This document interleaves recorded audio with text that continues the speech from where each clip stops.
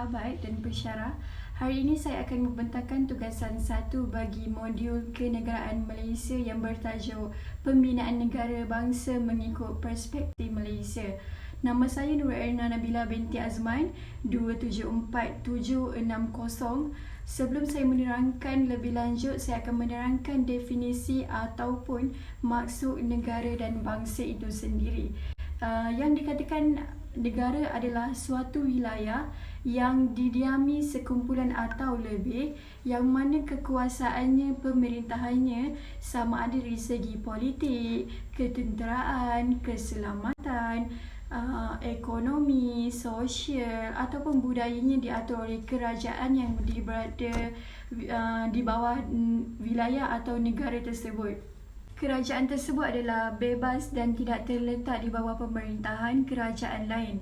Terdapat 3 aspek yang boleh dilihat sebagai negara, iaitu melalui aspek budaya, aspek geografi dan aspek politik.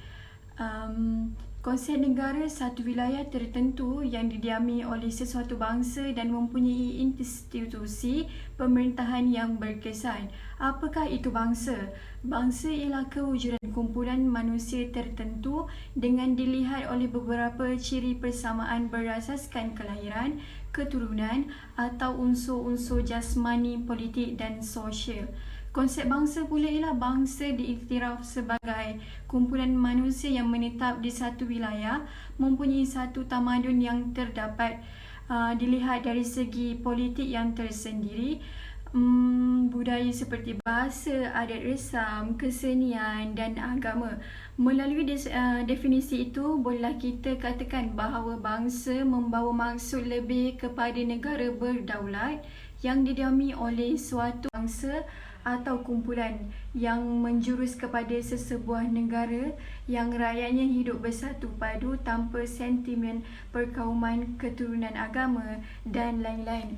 Di Malaysia, usaha bagi menjadikan Malaysia sebagai negara bangsa mula dilaksanakan selepas kejadian 13 Mei 1999. Dan kemudian matlamat yang lebih jelas dengan kemunculan kertas kerja Tun Dr. Mahathir bertajuk Malaysia Melangkah ke Hadapan pada tahun 1991 dan konsep satu Malaysia yang dibawa oleh Datuk Seri Najib Tun Razak setelah beliau memegang jawatan Perdana Menteri Malaysia. Yang mana kedua konsep ini membawa matlamat yang untuk memupuk dan mengukuhkan perpaduan nasional di kalangan rakyat di Malaysia serta menjadikan Malaysia mencapai status negara maju di masa hadapan. Konsep negara yang pertama, negara kita dikenali sebagai negara Malaysia yang terdiri daripada 14 buah negeri. Yang kedua, merujuk kepada 3 badan yang terlibat dalam pemerintahan, iaitu Badan Perundangan, Badan Pelaksanaan, Badan Kehakiman, bidang kuasa. Tiga-tiga badan tersebut dinyatakan dalam perlembagaan. Ciri-ciri negara bangsa. Konsep kenegaraan ini perlulah disemai dalam sanubari setiap rakyat Malaysia. Semangat ini boleh disemai melalui simbol-simbol yang mewakili keutuhan Malaysia itu sendiri, lagu kebangsaan, bendera dan lain-lain. 4 elemen penting kewujudan negara bangsa. Yang pertama penduduk, yang kedua sempadan, ketiga kerajaan dan keempat kedaulatan. Terdapat pelbagai cabaran yang menjadikan Malaysia sebuah negara bangsa, antaranya isu bahasa, yang mana isu bahasa timbul kepentingan penggunaan bahasa Malaysia di dunia yang semakin maju yang mementingkan penggunaan bahasa Inggeris di mata dunia. Yang kedua, isu kebudayaan.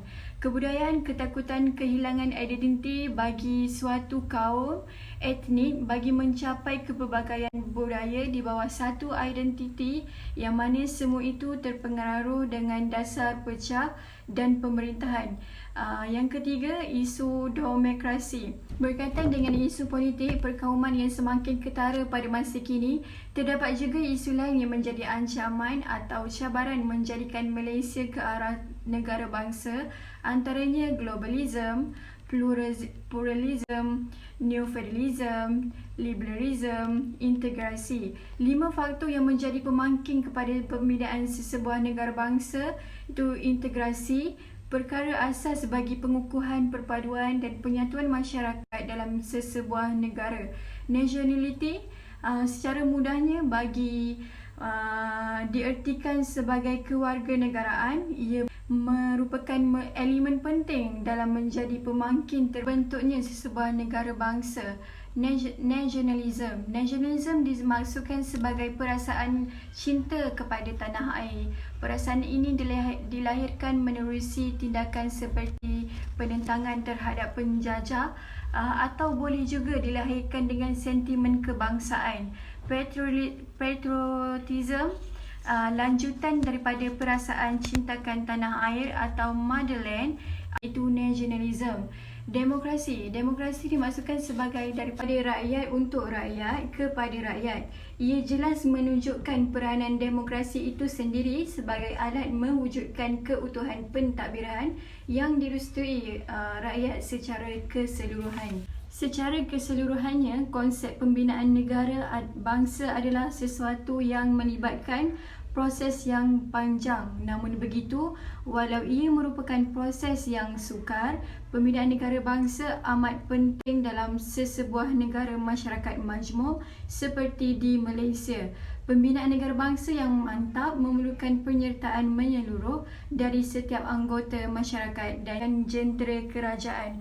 Ancaman luar akan datang tanpa mengira masa dalam pelbagai bentuk, sama ada secara langsung atau tidak langsung. Justru itu, Malaysia harus bersedia dengan asas pegangan nasionalisme. Yang betul itu nasionalisme yang dimiliki oleh sesebuah kumpulan, tetapi jika nasionalisme yang dipegang itu masih lagi berasaskan semangat asabiah, maka negara tidak akan maju kerana banyak masa dan kos terbuang begitu sahaja. Kerajaan telah berusaha menyusun semula masyarakat melalui dasar-dasar yang dijalankan sejak berlakunya peristiwa 13 Mei 1969. Kerana itu, generasi hari ini harus memahami kedudukan masyarakat pada masa dahulu dan menjadikan iktibar dan panduan di masa hadapan dalam membina sesebuah negara bangsa yang bersatu padu. Sekian, terima kasih.